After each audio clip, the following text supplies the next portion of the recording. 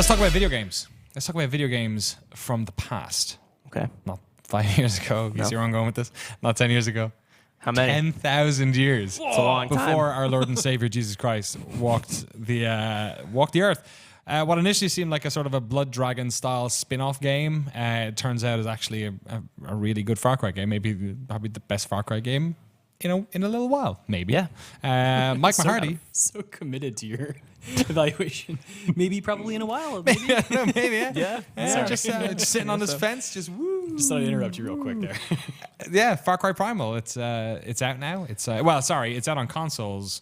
Let's get this out of the way first of all. Have you actually played the PC version yet? I have not, no. I played both Xbox One and PS4, both which perform equally good. Yeah. Equally well. They both. Way too many adverbs, sorry. The PS4 version I played, the Xbox One version I saw everyone playing looks the same They both run well, yeah. Yeah, they, like 30 frames a second was the only thing that was making me think, oh, I'd love to see this on PC. Sure. They never, like we got access to the game, I feel like a good while ago. It was like late last week. Console?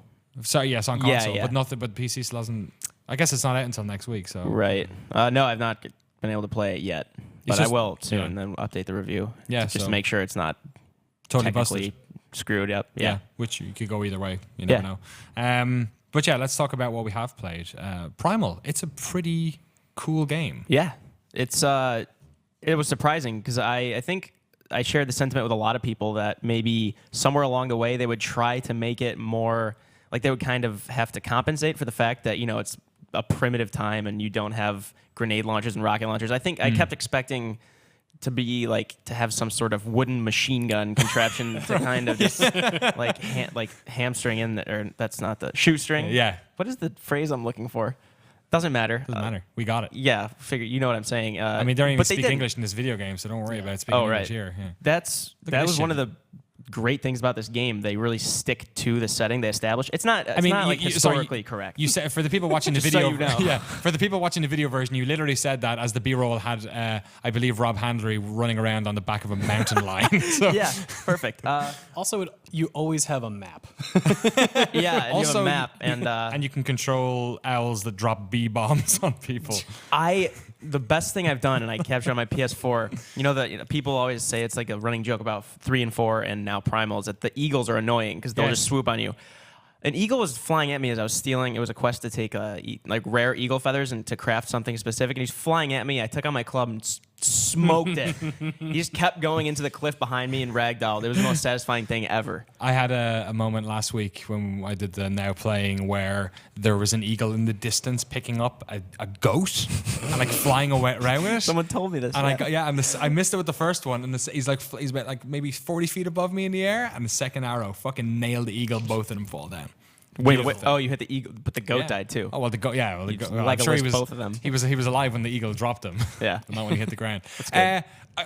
Before we get into the nitty gritty, I feel like I really, really like this game because I was not expecting to like it. I feel like my expectation. This is like one of those expectation games where they kind of jumped us on it. We didn't know much about it. I think they only announced it in October of last year. Yeah, and then I wasn't really too hot on it. Didn't really know what it was. And then when I started playing it, I was like, oh, this is actually really interesting and very different in terms of a first-person game. Do you think is that any reason why you think you enjoyed it so much? Yeah, I mean, I remember when they first announced it, I think a lot of us were questioning, is this just another Blood Dragon-sized kind of spin-off? And that would have been good, but then they're like, oh no, it's $60. So then that's when people start getting apprehensive. And after playing it, it's a full game.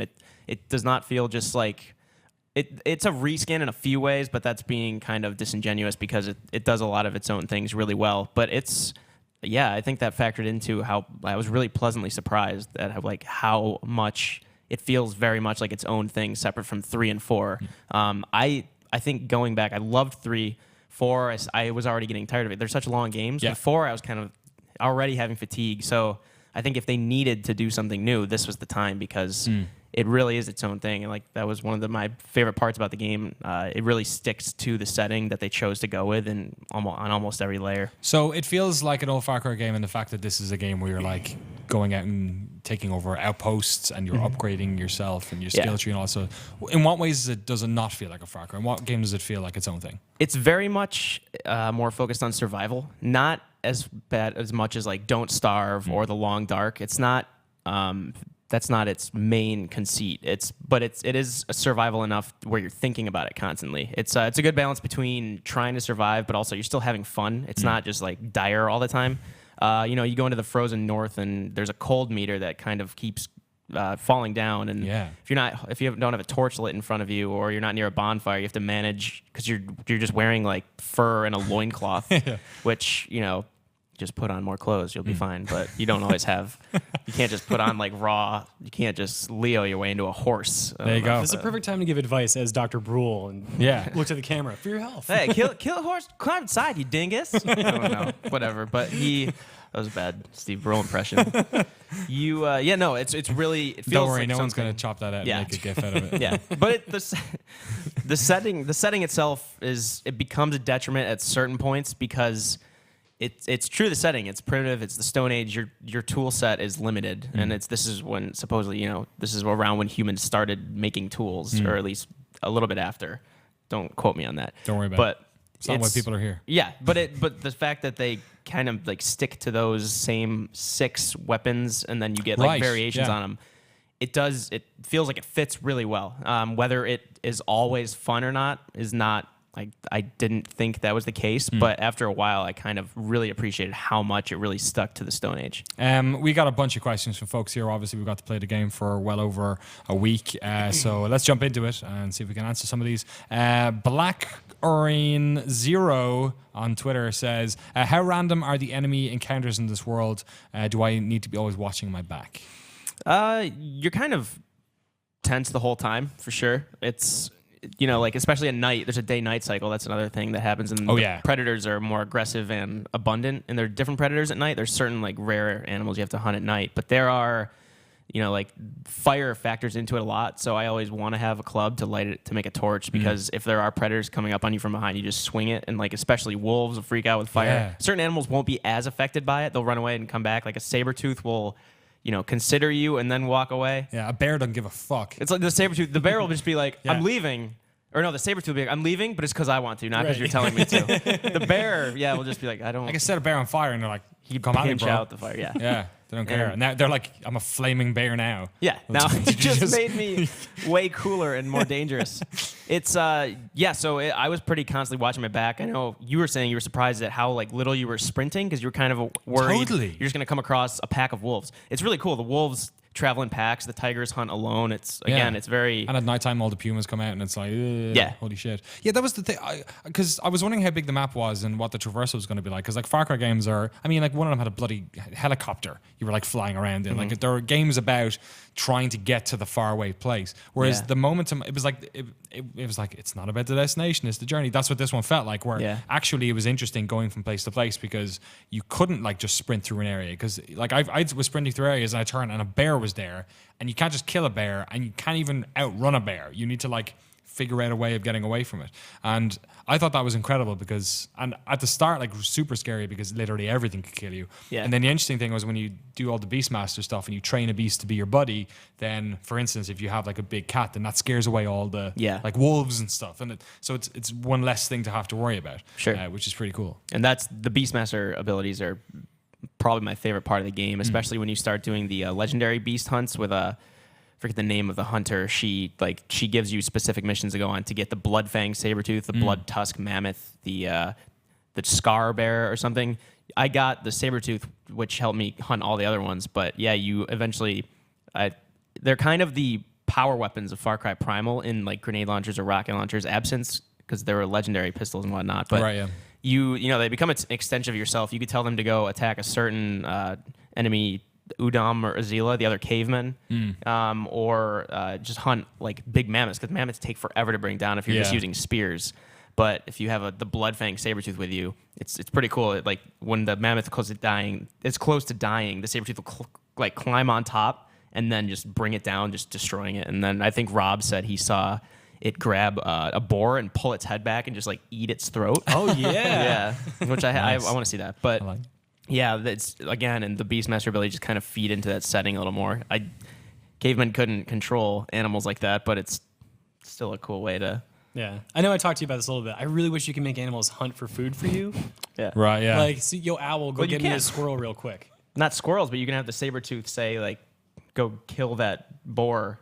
Yeah, and you but just skin it. But they won't like retrieve. You can't be like, all right, I'm gonna do this thing. You go get me some food. Yeah, don't worry about it. Just, No, it's not like a pet companion from what was that, Torchlight? Yeah, or yeah, something. yeah. that's fair. I don't think the game needs it, but like that would be so enticing to me. Yeah, it would make, because crafting and hunting are such huge parts, and it does get a little. Here's a tip, actually, like a quality of life tip. In the options, you can turn off the retrieval animation, Yes, you so you can. don't have to bend down and wait for him to finish Oh skinning my the animal. God, I would have paid and for now that. you just go up and the branch disappears, the animal just becomes skinned. Yeah, actually, if anyone from Ubisoft is listening, actually, I would not pay for that. I was about to say Red Dead Redemption. I'd love to have that. There's a great exchange happening in the chat here. Heap Gamer said, "I wonder if can you farm in the game?" To which Game Delay replies, "A couple of thousand years too early for that, unfortunately." Yeah. Got him. So it is historically accurate. Let's get into a couple of more of the questions I have, actually, if you don't mind. Anthony Delio asks, "Never been into Far Cry, but I like the setting of Primal enough to consider it. Do you think non-Far Cry fans would enjoy this?" Yeah, because I think saying something has a Far Cry formula, there's so many different games that kind of use that formula. Even like it shares a lot of things with Just Cause 2 and 3. Those are third person and just more destruction, but it's still kind of taking outposts to start covering the map and opening up waypoints. At a certain point, this just becomes its very own thing because it's it's that survival, it's that kind of primitive time period. Not that many games have done like the Stone Age, like And it's a primitive different thing times. to Ark as well. It's not like that type Right, of game. yeah. There's no dinosaurs here. There's it's very it's simplified almost, and I think it's very much better for it. And I think people who want a Far Cry experience will get that, but also people who, like the person asking the question, will have a very singular experience with just playing this. Andy Kelly just asked us, saw the question come up about the PC version. Unfortunately, we haven't played it yet, so we can't speak to that yet. We've got a question here from our good friend Kevin Van Ord, who says, "Hey Mike, I have a question. Does this game benefit from its caveman language / subtitles as a creative choice?" So this game, they actually seem to have gone to quite a large amount of effort to create proto-Latin languages or whatever, like pre-human, super early languages. Yeah. Not pre-human, but pre-language. I don't know. Whatever. Fucking languages. Linguistics. Does that work? Like, I felt like the really good facial animation they had in Far Cry 3 and 4 was like so much more useful in this because I don't have a fucking clue what these people are saying, but they're like selling it with their emotions. Yeah. Well, that's the same thing here. I don't know that they needed to devote that much time to making their own languages here. Like, I have no idea. Like, obviously, I have no Would idea. you what have they're liked the saying. game less or more if they all had Cockney language accents? Very much more, or like Russian accents, or just as if each tribe had some sort of weird, just like, hey, pirate, how? I don't know. What was that? I have no That's his default. No, that's the stepbrother's sleepwalking. Hi, I'm Carol. Like they're just running around the open world. I think it grounds the setting a little more, and it serves it creatively. And as far as each tribe has their own language, so the Udam have this guttural thing, the Zila have a little more of a kind of attractive language, I guess, and then the Winja, like kind of just whinging. Yeah, I don't know that I'd recognize one if I heard it. The Udam is pretty distinct in like how guttural it is. Yeah, like they sound like orcs. Klingons or orcs. Yeah, you're right. Or Klingons, when you see people at conventions like using these languages. Mm-hmm. Yeah, Udon. It becomes like a major at universities across the like country. Klingon. They'll have weddings in Udon. That's a thing. They'll Yeah. have udon noodles for the dinner. Yeah. So I liked it though. It helped establish the tone a little more. It feels like a really unique world because like even the areas you're in, they're like crazy valleys and like glacial. Yeah. Like it just feels like something completely new. Tim Lauro asked a good question actually kind of to that point. From the trailers, it looks pretty brown. Does the open world have much diversity? I think he is talking about environmental and not racial. Sure. So everything looked like it was very much a, temperate forest, like a taiga or rainforesty. something. Yeah, so how much more diversity in terms of the environment is there within that map? And how big is the map, actually? There is. So the map, they're saying the game itself is comparable in size to 4. The map is definitely not as big as 4. Was huge, again, because you had helicopters and whatnot. Yes. But it is, Primal is very much, especially given how slowly you traverse the map sometimes, not in a tedious way. You come across these areas where the forest is just all burned, and that plays into the story a little bit, however much of a story there is. And then you go into the northern part where it's snowy, and then you're in these like frozen caves. You go into the swamp, and then that becomes there are alligators and just like underwater predators everywhere. So not only does it look diverse, but it also kind of feels diverse based on where you are with those kind of different survival aspects. Great question here as well from Kudge Dave 93. Are there caveman beer drinking games? How much of the like fun little weird caveman stuff is there? And I'm mostly asking this because I want to ask you about the fucking scenes. Oh, okay, I see what you're saying. I didn't come across as much as Rob did. No? Rob had some luck or bad luck, however you look at it, coming across these intimate parts with the... There are multiple Yeah. sex things happening between the cave people. Yeah, they're definitely like during the main story. There's a few allusions to stuff like that, but I was not fortunate enough to just stumble upon them. I got reached out by one of the developers at Ubisoft Montreal who apparently had worked on the animations for the sex scenes. Really? And I asked him about the mocap, and he was like, "Yeah, we did mocap." Like, it was super uncomfortable for the people doing it. Is that like Shia LaBeouf actually had sex for the movie Nymphomaniac? Oh, did he really? Yeah, like they shot them. I'm not surprised. Lars von Trier is a really weird dude. Yeah. I'm not surprised. Yeah. Anyway, we're going a little bit off topic here. Yeah. So there you go. Far Cry Primal. Yeah, it's a great game. So, dude, What is that? It's a dumb thing. it's a really good Vine if you don't get this. So like every time I see someone else, so dude, and everybody else does it back because it's spread like wildfire. God damn. Wildfire. That would have worked better for Far Cry 2. It's a shame. Yeah. You can't set stuff on fire in this one, though. Yeah, you can set yourself on fire. You can set bears on fire. In fact, I set myself on fire all the fucking time in Yeah. this game. You set a lot of when you start fighting the Azila tribe, it's all fire. Right. Yeah. And there are certain animals that are more resistant to fire. Yeah. Your like Beastmaster fish. abilities. Yeah, not flame Alligators. fish. No, oh shit, Or this flame game's called allig- Flame Fish? Yeah. Actually, okay, so when we have our like morning meetings on a Monday and we go through like all the statistics for like how everything did the previous week and how, you know, what's trafficking and whatnot, one of the things that keeps getting Googled is Far Cry dinosaurs. Are there dinosaurs in this game? No, there is a dragon though. Oh, really? It's dead. There's a skeleton of a dragon. It's a blood dragon. Cool. Easter egg. Rob and Right. I will check it out during the stream after this. Okay, yes, in fact, we are doing a stream right after this for Yeah. Far Cry Primal, so stick around. Apparently, there's an Assassin's Creed Easter egg which I have not found myself, but I might look it up just to see where it is, see it in person. Find the skeleton of that franchise just lying on the ground. No Assassin's Creed game this year. Right. Yeah. Probably Watch Dogs, though, right? Watch Hopefully. Dogs 2? I think so. Oh yeah, Hopefully. I think so. Watch But yeah, Dogs that's 2. actually Set- that's what's probably set interesting. in San Francisco, probably, from what I hear. Yeah. The rumor mill is that they were around town last year, so we'll see about that. Stop by CBSI, say what's up to the GameSpot crew. Yeah, I'm and sure then- they did that when they were doing their super secret Yeah. looking around San Francisco. No, I'm saying in the game, stop by and say what's up right, to us. yeah. That's And, true. Hang out. hack Peter's computer, see what he's been searching. Yeah. My password is butts. I could do that. Was that 2 T's Could or have done that one? while you were. Well, if I told you, then it wouldn't be a That's a secret. good point, yeah. BUTT3. Sorry, what were we going to say before I rudely interrupted? Yeah, that's why I think Primal is what Ubisoft needed in the short term or I guess long term, because they don't have a new Assassin's Creed this year as far as the big AAA experience goes. I think Yeah. Primal's kind of maybe the shot in the arm they needed to kind of keep things fresh. wonder if There's also a It'll game sell. called The Division. But Yes, and yeah, Wildlands, which is out next month. Sorry, as far as their established franchises go, I should have mentioned. Yeah. I wonder if it'll sell, because part of me is like worried that like all their promotion for this game was like about the Beastmaster and tame the animals and like hunting, which is like kind of like a, you know, I feel like that would play really well in America maybe with like certain crowds of like, yeah, okay, like that type of thing. But like, I wonder how much of a hit they take by not, like it's great that they did this, like all power, you know, it's Ubisoft for taking the risk on this, and I think they've done a pretty good job. But like, I wonder how much of a hit they take financially when a game doesn't have a gun on the box. Right.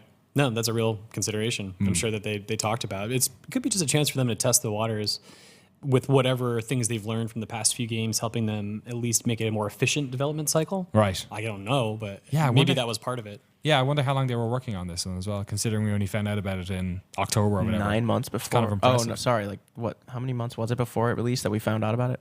Yeah, it was like 6 or Yeah, 7 yeah, or it was 8 really maybe. short. That's really hard to gauge, though, like Yeah. in terms of when the thing started, right? Because Sure. Fallout 4 is in development for years. Right. Yeah, We only for got sure. a 6 months lead time. Yeah. I like it. Yeah. Less work for us to do, kind of, but also kind of better, less anticipation. Yeah. To worry about. Yeah. Thanks, Mike. Thanks for coming in. Thanks and for answering having me. the questions from our good friends in the Twitch chat, GameSpot chat, and via Twitter.